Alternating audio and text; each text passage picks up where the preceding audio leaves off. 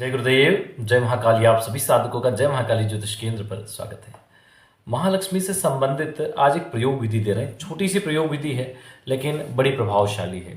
जिस मंत्र को आज देने जा रहे हैं उसमें न्यास, करन्यास, अंगन्यास बहुत बड़ा प्रोसेस है उसका, लेकिन आज इतना बड़ा प्रोसेस नहीं देंगे।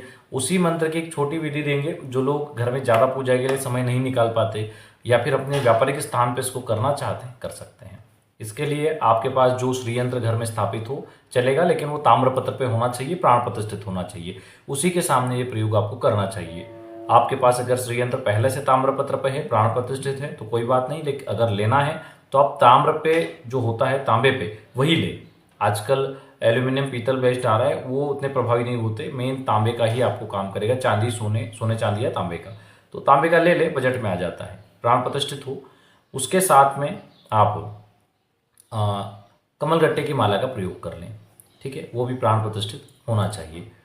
तो आप इन दो चीज़ों से इसका प्रयोग कर सकते हो। और अगर पहले से ही आपके घर पे है तो आप या तो घर में इसका प्रयोग करें, आपके व्यापारिक स्थान पर है तो वहाँ रख के इसका प्रयोग कर सकते हैं। दोनों तरह कैसे प्रयोग करना है इसको, तांबे, देखो कोई भी यंत्र हो उसको तांबे की प्लेट में लाल कपड़ा बिछा कर ही रखना चाहिए। पहली चीज़, ऐसे लकड़ी वगैरह पे आप स्थापित नहीं कर सकते उसको, वो गलत है। कांच पे रख दिया, लकड़ी पे रख दिया, ऐसे नहीं। तांबे की प्लेट में लाल कपड़ा बिछा कर ही रखें, ठीक है। ये तो हो गई पहली चीज़। अब इसको कैसे करना है, आप इसकी पूजा शुक्रवार से शुरू करें, फिर दैनिक में आप कर सकते हैं इसको। अपना पवित्रीकरण आचमन कर लें, घी का, पहले घी का दीपक प्रज्वलित कर दें, दीपक का पूजन कर दें, और खीर, मिश्री और दूध।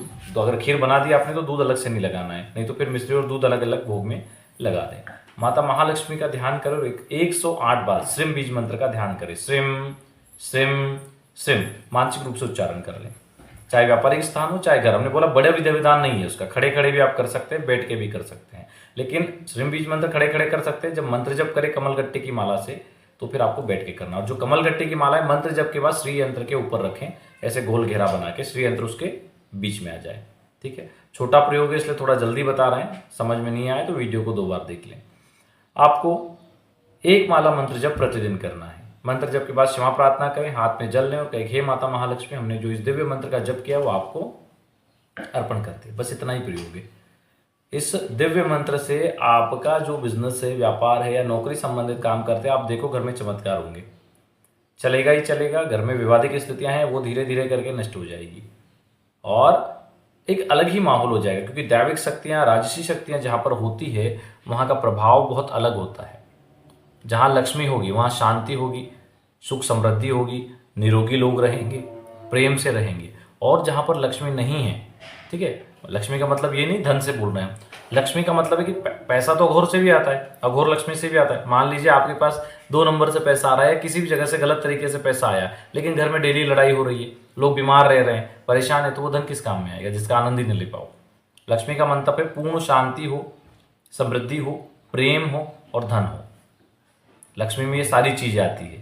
सिर्फ धन तो लक्ष्मी का केवल एक उनके गुणों में से एक गुण है, ये कह सकते हैं, ठीक है। उनके स्वरूपों में से एक स्वरूप है लक्ष्मी का, जिसे धन लक्ष्मी कहते हैं। और धन लक्ष्मी के भी 1000 स्वरूप हैं, जिसमें अघोर लक्ष्मी और अन्य सभी आ गए।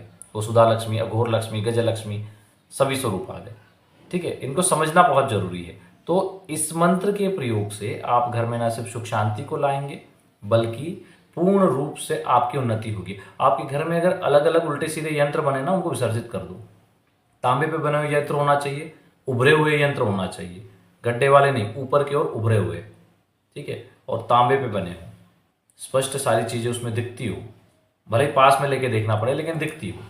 तो ऐसे यंत्र होना चाहिए, विधिवत उनका पूजन हो, उनके सामने हर शुक्रवार श्री सूक्त, लघु हवन विधि। बहुत से लोगों ने घर यंत्र में बहुत सारे यंत्र जो है घर में जमा कर रखे और उनकी वजह से बहुत किचकिच होती। क्यों? क्योंकि विधिवत पूजा नहीं करते। तो श्री यंत्र, कुबेर यंत्र और कनक धारा यंत्र, ये 3 यंत्र है जो तांबे पर होना चाहिए और अपने घर में स्थापित होना चाहिए। हर शुक्रवार उनको स्नान करवाओ, डेली नहीं करवा सकते तो, और जल से, घी से और फिर जल से, और अच्छे से पोछो और उनका पूजन करो। यंत्र का सबसे मध्य में पहले पूजन होता है, फिर राइट साइड 8 दिशाओं में। और पूजन के बाद आप उनके सामने श्री सूक्त, लघु हवन करो और जो मंत्र दे रहे हैं उस मंत्र का डेली 1 माला जप करो, ठीक है। मंत्र को नोट कर लो, बोल के नहीं बताएंगे इसलिए नोट कर लो।